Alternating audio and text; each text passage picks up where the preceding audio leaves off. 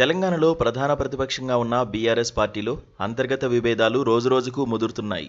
Party కార్యనిర్వాహక అధ్యక్షురాలు MLC Kalvakuntla కవితకు మాజీ మంత్రి ఎమ్మెల్యే జగదీష్ రెడ్డికి మధ్య జరుగుతున్న మాటల యుద్ధం పార్టీలో తీవ్ర చర్చకు దారితీసింది.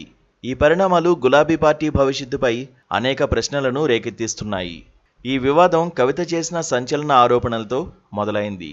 లిల్లీపుట్ నాయకుడు నల్గొండ జిల్లాలో పార్టీని నాశనం చేశాడు. కన్నులొట్టపోయి గెలిచిన నాయకుడు ఎన్నడూ ప్రజా పోరాటాల్లో పాల్గొనలేదు. అసలు బీఆర్ఎస్తో మీకేం సంబంధం అంటూ జగదీష్ రెడ్డిని టార్గెట్ చేస్తూ కవిత ఘాటు వ్యాఖ్యలు చేశారు. లిల్లీపుట్ నాయకుడు, నిన్న మొన్న వచ్చిన చోటామోటా నాయకులు కూడా నాపై మాట్లాడుతున్నారు. బీఆర్ఎస్కు సంబంధం లేని వ్యక్తితో నాపై ఆరోపణలు చేయిస్తున్నారు. వారి వెనుక బీఆర్ఎస్లో పెద్ద నాయకుడు ఉన్నారు. నా దగ్గర అన్ని ఆధారాలు ఉన్నాయి. సమయం వచ్చినప్పుడు అన్నీ బయట పెడతాను. పార్టీ కూడా సమయం వచ్చినప్పుడు స్పందిస్తుందని ఆమె పేర్కొన్నారు. ఒక లిల్లీపుట్ నాయకుడు నల్గొండలో బీఆర్ఎస్ పార్టీని నాశనం చేసిన ఒక లిల్లీపుట్ నాయకుడు ఆమెవరు ఈమెవరు అని మా గురించి మాట్లాడుతూ ఉన్నారంటే మరి ఆయనకు ప్రోత్సాహం ఇస్తున్నది ఎవరో కూడా ప్రజలు ఆలోచించుకోవాలి. ఇవాళ నల్గొండ జిల్లాలో ఒక సీటు కూడా రాలే. ఆయన సీటు సావు తప్పి కన్నులొట్టబోయిన చందంగా చివరి నిమిషంలో అనుకోకుండా గెలిచినటువంటి సీటు. ఎన్నడూ ప్రజా ఉద్యమాలు చేయలే. కేసీఆర్ గారు లేకపోతే మరి నువ్వెవరు? అది కూడా ఆలోచించుకోవాలి కదా. కేసీఆర్ గారు లేకపోతే బీఆర్ఎస్ పార్టీలో ఉన్న ఏ నాయకుడైనా ఎవరు? ప్రజలకు మనందరినీ పరిచయం చేసింది కేసీఆర్ గారే కదా. మనలో మనం కన్ఫ్యూజన్ ఉన్నప్పుడు ఇష్టం వచ్చినట్టు మాట్లాడుకోవచ్చా? ఈ లిల్లీపుట్ నాయకుడు మాట్లాడంగానే ఇంకో చిన్న పిల్లగాడు నిన్నగాక మొన్న మా పార్టీలోకి వచ్చిన వాళ్ళు కూడా ఎటుపడతట్టు మాట్లాడు. అసలు ఎవరు మీరు? మీకు తెలంగాణ ఉద్యమంతో సంబంధం ఏంది? బీఆర్ఎస్ అధికారంలోకి వచ్చినాక బీఆర్ఎస్లోకి వచ్చి పదవులు పొంది ఉల్టా నా మీదనే మాట్లాడతారా మీరు? మేము ఉద్యమం చేసిందే మీ మీద కదా.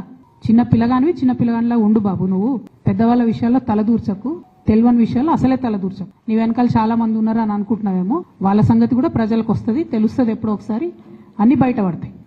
ఒక ఆవేదనతో చెప్తున్నా, నేను ఉట్టిగా చెప్తలేను. రాజకీయం చేయొచ్చు కానీ ఇంత నీచంగా ఒక ఇంటి ఆడబిడ్డ మీద ఇటువంటి మాటలు మీరే అనిపించి స్పందించకుండా ఉంటారా? తెలంగాణ ప్రజలు ఊరుకోరు, నేను చెప్తున్నా. అంతేకాదు, ఒక ఆడబిడ్డగా నా పైన అనుచిత వ్యాఖ్యలు చేస్తే తెలంగాణ సమాజం మొత్తం స్పందించింది. కానీ బీఆర్ఎస్ పార్టీ స్పందించలేదు. అది వారి విజ్ఞతకే వదిలేస్తున్నా అంటూ పార్టీ అధిష్టానంపై కూడా పరోక్ష విమర్శలు గుప్పించారు. అనుచితమైనటువంటి వ్యాఖ్యలు ఒక ఇంటి ఆడబిడ్డగా నా మీద చేస్తే యావత్ తెలంగాణ బాధపడి అనేక మంది ఎక్కడికక్కడ డైరెక్ట్ గా రియాక్ట్ అయినారు. మరి ఏమైందో ఏమో నాకు తెలియదు కానీ బీఆర్ఎస్ పార్టీలో ఉన్న అన్నదమ్ములకు వాళ్ళు మాత్రం ఎవరు రియాక్ట్ కాలేదు. దీనిపై స్పందించిన జగదీష్ రెడ్డి కవిత వ్యాఖ్యలకు కౌంటర్ ఇచ్చారు. నా ఉద్యమ ప్రస్థానానికి సంబంధించి కవితమ్మకు ఉన్న జ్ఞాపకానికి నా జోహార్లు. కేసీఆర్ శత్రువులైన రేవంత్ రెడ్డి, రాధాకృష్ణలు నా గురించి మాట్లాడిన మాటల్ని మరొక్కసారి వల్లివేసేందుకు ఆమె చేసిన ప్రయత్నానికి నా సానుభూతిని తెలియజేస్తున్నానంటూ ఎక్స్ వేదికగా ట్వీట్ చేశారు. ఇటీవల ఒక ఇంటర్వ్యూలో మాట్లాడుతూ కవిత గురించి తాము సీరియస్గా తీసుకోవడం లేదని, ఆమె పార్టీలో ఉండే ఒక ఎమ్మెల్సీ మాత్రమేనని జగదీష్ రెడ్డి వ్యాఖ్యానించారు. ఇది మనసులో పెట్టుకున్న కవిత ఈ రకంగా విరుచుకుపడ్డారు. కవిత, జగదీష్ రెడ్డి మధ్య జరుగుతున్న ఈ మాటల యుద్ధం బీఆర్ఎస్ పార్టీలో పెద్ద కుదుపుకు దారితీసే అవకాశం ఉంది. ఇప్పటికే అధిష్టానం తీరుపై తీవ్ర అసహనంతో ఉన్న కవిత సొంత ఎజెండాతో ముందుకు వెళ్తున్నారనే ప్రచారం కూడా జరుగుతోంది. ఒకవైపు కాంగ్రెస్, మరోవైపు కూటమి ప్రభుత్వం మాటలకు ధీటుగా సమాధానం చెప్పాల్సిన సమయంలో పార్టీ నాయకుల మధ్యే ఇలాంటి మాటల తోటాలు పేలడం బీఆర్ఎస్ ప్రతిష్టకు నష్టం కలిగించవచ్చు. ప్రజల్లో పార్టీపై విశ్వాసం సన్నగిల్లే అవకాశం కూడా ఉంది.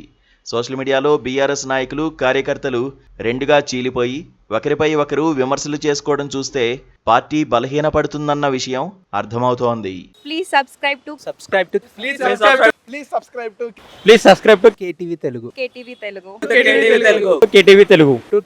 Telugu channel.